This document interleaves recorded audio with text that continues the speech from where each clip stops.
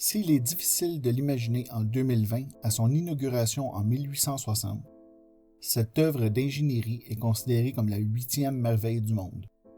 Il est le premier pont à traverser le grand fleuve Saint-Laurent et se veut un exemple des possibilités offertes par les nouvelles technologies.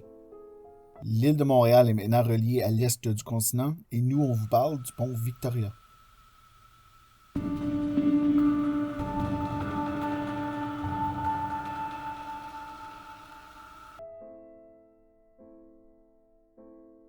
Histoire d'archives est un prétexte pour parler de l'histoire de Montréal à partir d'une image du passé. Cette vidéo est inspirée de cette photo capturée en 1898 d'un pont Victoria en pleine transformation. Montréal est à l'époque un des principaux ports commerciaux en Amérique du Nord. Les canaux de Lachine et Welland simplifient la navigation, mais la glace reste un obstacle important 6 mois par année. Entre en jeu le chemin de fer qui permet le déplacement de marchandises des villes de l'Ouest aussi éloignées que Détroit ou Chicago vers les ports de Montréal ou New York en direction de l'Europe.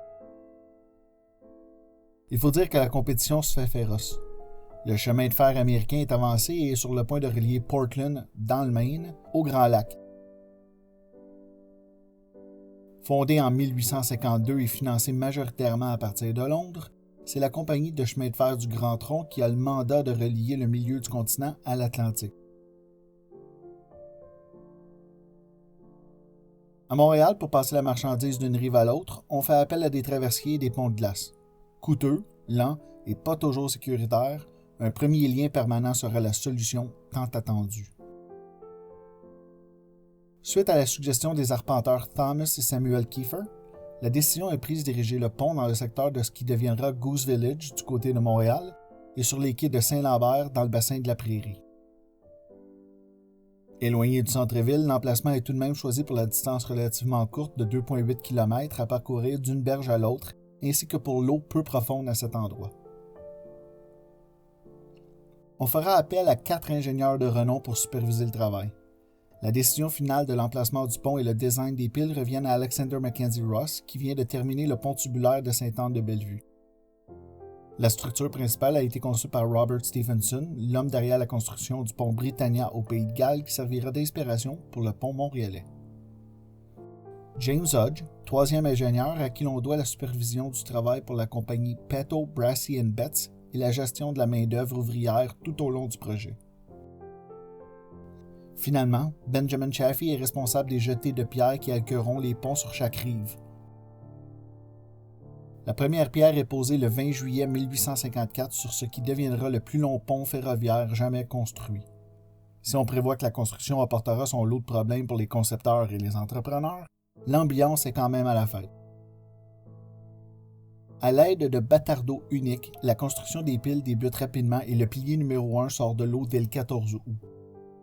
La maçonnerie est de pierre très dure venant en grande partie d'une carrière de Beaconsfield où se trouve maintenant un terrain de golf et un yacht club. La première année du chantier fut plus difficile que prévu. Il y a plusieurs grèves autant du côté des ouvriers canadiens qu'européens. Parlant de ces Européens, la majorité en sont à leur premier hiver québécois, ce qui ne simplifie pas le travail, et quelques-uns en sortiront sûrement avec quelques doigts ou orteils en moins. La glace est aussi un facteur important. Tout comme les rapides, elle est plutôt agitée. Si les piliers sont construits pour y résister, les caissons de bois servant à leur construction ne le sont pas nécessairement. Sans retarder les travaux, il faudra s'adapter. L'épidémie de choléra de 1854 viendra grandement affecter la construction. D'ailleurs, il est très difficile de parler du pont Victoria sans parler d'épidémie. Principalement, la crise du typhus de 1847 qui frappera l'endroit même où ont lieu les travaux. La Grande Famine frappe l'Irlande de plein fouet. La crise agricole du milieu du 19e siècle, causée par un parasite appelé le mildiou, s'en prend directement aux pommes de terre et tue des milliers d'hectares de récoltes. L'Irlande est alors plongée dans la misère et la pauvreté. Ce sont des dizaines et des dizaines de bateaux avec à leur bord des milliers qui quittent l'Europe pour trouver un monde meilleur aux États-Unis, en Australie et au Canada. Débordés par la situation, beaucoup de migrants porteurs du virus souvent surnommé la fièvre des navires reçoivent leur congé du centre de quarantaine de Grosse-Île dans la région de Québec. Ici, c'est sur les quais de Pointe-Saint-Charles que s'entassent comme du bétail les nouveaux arrivants. Le maire de Montréal, John Easton Mills, qui lui-même ne survivra pas au virus, ordonne la construction de 22 baraques servant d'hôpital de fortune.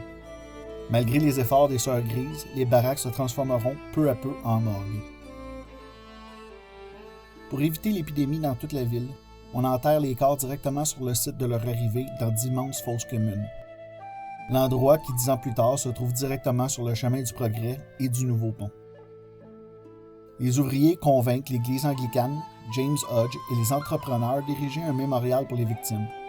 Un des plus gros rochers excavés du fleuve est gravé et installé aux abords du pont, rappelant ainsi les quelques 6000 migrants qui étaient enterrés à cet endroit. S'il a été déplacé à quelques reprises, ce grand rocher noir est le même qui se trouve sur le terre-plein croisé par quiconque emprunte le pont encore aujourd'hui.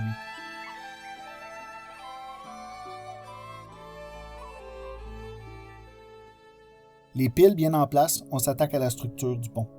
Ce sera un long tunnel entièrement clos constitué de tubes carrés en fer forgé, juste assez grand pour permettre à un train de passer. Le fer forgé est importé d'Angleterre et comme un casse-tête très précis, les pièces sont assemblées sur place. On débute l'installation de la structure au printemps de 1857 pour terminer à l'automne, 2 ans plus tard. Le 24 novembre 1859, un train d'ouvriers avec quelques personnes importantes fera le trajet complet entre Montréal et la Rive-Sud. Le premier train de passagers de la Compagnie du Grand Tronc fait un aller-retour protocolaire le 17 décembre avec presque 1000 personnes à son bord. À 18 mètres au-dessus du fleuve, la superstructure de 4,8 mètres de largeur est fabriquée de 24 travées de 74 mètres et une travée centrale de 100 mètres de long. 4 locomotives, 142 chevaux et 3040 ouvriers majoritairement irlandais et mohawks auront permis cet exploit. 26 d'entre eux perdront leur vie durant la construction, écrasés par des rochers ou noyés en tombant de la structure. Au coût d'environ 7 millions de dollars et en avance sur son horaire, maintenant complété, le pont mesure 2,8 km de long, a utilisé 85 000 mètres cubes de pierre, 8 300 tonnes de tubes de métal et plus de 2 500 000 rivets. Une grande fête est prévue pour le 25 août 1860. La reine Victoria, éponyme du pont, envoie le prince Albert pour l'inauguration. Le prince de Galles, alors âgé de 18 ans, représente la couronne pour la toute première visite royale officielle dans le Canada britannique. Durant la cérémonie qui attire plus de 60 000 curieux, autant des locaux que des touristes, on remet au futur roi Édouard VII un marteau qu'il utilisera pour enfoncer le tout dernier rivet.